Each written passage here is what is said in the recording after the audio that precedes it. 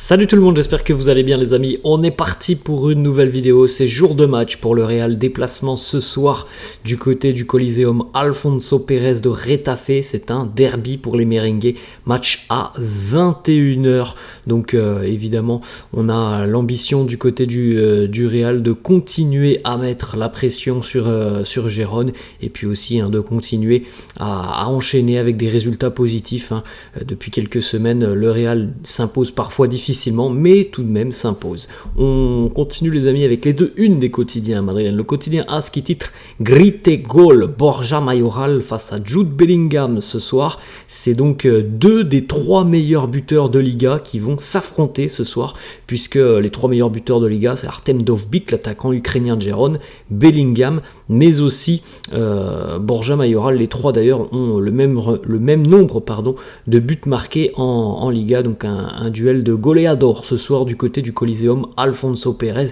Et puis Borja Mayoral, on le rappelle aussi, c'est un ancien merengue. On continue la une du quotidien Marca. Quand c'est pas As, c'est Marca. Cette fois-ci la une est consacrée à Kylian Mbappé. Diloya, il faut nous le dire.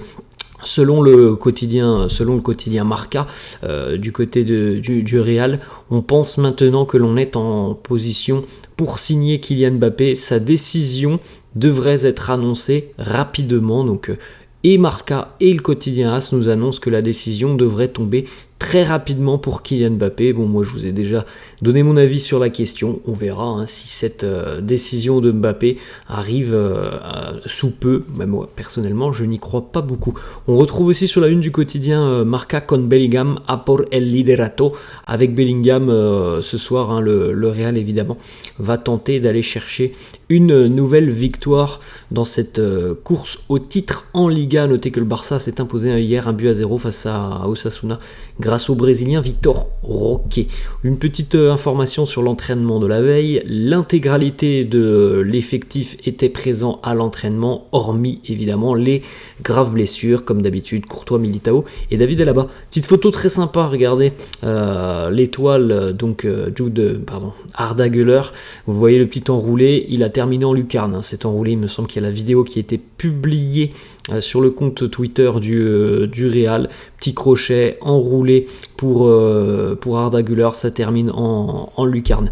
Une petite photo les amis pour regarder un petit peu le groupe merengue pour ce court déplacement ce soir du côté de Retafe dans la banlieue de Madrid. Donc tout le monde est présent du côté du Real, hormis les trois joueurs dont on vient de parler. Quelques déclarations autour de cette rencontre. Premièrement, Carlo qui nous parle de l'adversaire Retafe, 10e au niveau du classement. Retafe, déjà 29 points, donc autant dire que pour le maintien, il n'y aura pas de souci cette saison pour les hommes de Bordalas. Carlo qui nous dit Retafe, c'est une équipe qui est très bien organisée, qui a beaucoup de joueurs de qualité. Je dois vraiment féliciter mon ami José Bordalas, l'entraîneur. Il est venu ici et il a fait un travail exceptionnel. On n'a pas forcément la même vision du football, mais son travail est fantastique. Borja Mayoral est très très bon. C'est une équipe que j'aime regarder. Alors c'est vrai qu'on a quand même des choses qui diffèrent du côté de Retafe par rapport aux années précédentes, où c'est une équipe réputée notamment pour son agressivité. Alors ça change pas énormément, mais c'était une équipe aussi vraiment réputée pour sa solidité défensive. Cette saison, Retafe encaisse quand même beaucoup plus de buts et il y a vraiment des matchs qui sont ouverts avec Retafe depuis le début de saison. On a parfois des festivals de buts. Je me souviens du match face à l'Atlético notamment. Donc voilà, c'est pas tout à fait le même visage que sur les saisons précédentes. Il y a des joueurs aussi, vraiment des joueurs de qualité. Quand on sait que Borja Mayoral est le meilleur buteur de Liga, quand on voit aussi les performances de Mason Greenwood offensivement, c'est une équipe franchement qui est assez agréable à suivre cette saison, et c'est une équipe évidemment qui va poser problème ce soir au Real, il n'y a pas de doute là-dessus. On enchaîne avec une petite stat parce que José Bordalas, il a quand même beaucoup de difficultés à affronter le Real Madrid. Il a affronté le Real 12 fois au cours de sa carrière, il ne s'est jamais imposé. 10 défaites et 2 matchs nuls pour l'entraîneur de Retafe. On a une autre déclaration de Carlo Ancelotti sur les comebacks, les remontadas du Real. Il nous dit: la meilleure des choses, c'est tout de même de marquer en premier. Réaliser des remontadas, c'est quand même quelque chose de très risqué, mais ça montre aussi à quel point cette équipe a un potentiel énorme. Alors c'est vrai que niveau scénario, c'est quand même quelque chose d'exceptionnel et d'excitant avec le Real, parce que à la 60e, à la 70e, lorsque le Real est mené, tu te dis toujours qu'il peut se passer quelque chose.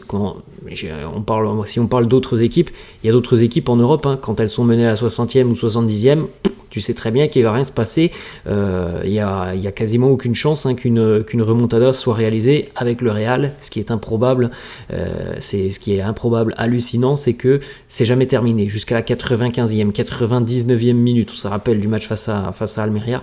Mais alors après, évidemment, on peut comprendre que Carlo, lui, il préférait que le Real mène 3-0 à la mi-temps et que le match soit déjà plié et terminé. On enchaîne avec deux petites déclats de Carlo sur Arda Güler.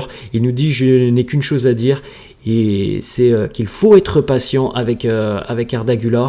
Il aura des minutes. Il y a tout un pays, toute la Turquie, un gros pays qui est derrière Arda Güler.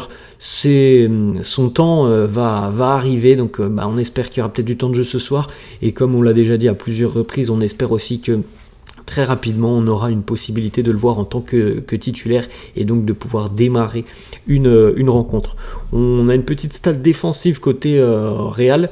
Le Real, cette saison, avec Bilbao, c'est l'équipe de Liga qui a enregistré le plus de clean sheets. 10 clean sheets côté merengue. Il y en a 4 pour André Lunin et 6 pour Kepa. Normalement, Lunin devrait être dans les buts ce soir. Une information aussi, il faut faire très attention ce soir pour Tchouaméni et Camavinga, puisque s'ils reçoivent un carton jaune, et parfois face à Retafe, ce sont des matchs qui ont tendance à être des matchs avec une forte probabilité de carton, parce qu'il y a parfois beaucoup de duels. S'il y a carton jaune ce soir, ça veut dire pas de derby ce week-end pour les deux Français, Kama et Tchouaméni. Alors pas sûr que les deux d'ailleurs soient alignés en tant que titulaires.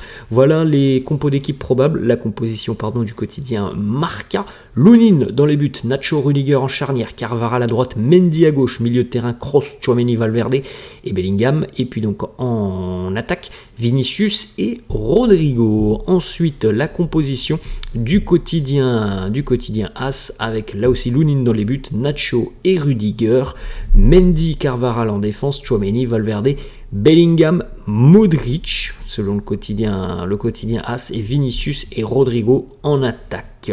On enchaîne avec quelques petites déclats. Toni Kroos qui nous parle de Jürgen Klopp. Alors, beaucoup de rumeurs annoncent que Toni Kroos va vraisemblablement faire son retour avec la sélection allemande, notamment pour aider la Mannschaft en vue de l'Euro qui approche en fin de saison. Kroos qui nous parle de Jürgen Klopp, il nous dit: il mérite de prendre sa décision. C'est quelqu'un de très intelligent qui comprend tout ce qui se passe autour de lui. Un club qui a annoncé son départ de Liverpool. Il nous dit, en tant que fan de football allemand, on espère évidemment pouvoir le convaincre d'avoir un rôle important à jouer justement en Allemagne. C'est ce que l'on attend depuis des années et des années. Je pense maintenant que c'est le moment pour lui. Il lui dit simplement chapeau. Peut-être que Jürgen Klopp prendra en main la sélection allemande dans quelques mois maintenant, mais voilà, quand on a vu les déclarations de Klopp qui annonçait son départ de Liverpool, on a senti aussi quand même qu'il était assez fatigué. C'est un poste prenant, Liverpool. Voilà, c'est l'un des très grands clubs aussi au monde, donc pas sûr que ça se fasse tout de suite, mais en tout cas oui, évidemment du côté de l'Allemagne on doit certainement y penser à l'arrivée de Jürgen Klopp, peut-être sur le banc de touche. Ensuite, autre information, le Real a bel et bien proposé à Toni Kroos, par l'intermédiaire du président Florentino Pérez et de José Ángel Sánchez, a bel et bien informé Toni Kroos que s'il souhaite prolonger son contrat, il n'y a pas de souci du côté du Real, on est ok, la porte est grande ouverte pour que Kroos soit maître de son choix, de son destin. Maintenant, c'est à lui de se positionner. Ça sera certainement fait dans le courant de cette seconde partie de saison. On continue à deux petits déclats de Jude Bellingham qui nous parle notamment de la Super Coupe d'Espagne, du match face au Barça. Il nous dit, je pense tout simplement qu'on les a dominés et le score l'a prouvé. C'est vrai qu'il n'y avait pas forcément eu un match sur cette rencontre, tant le Real avait été supérieur au Barça. Autre déclaration de Bellingham qui nous parle de ce qu'il aime le plus dans cette équipe.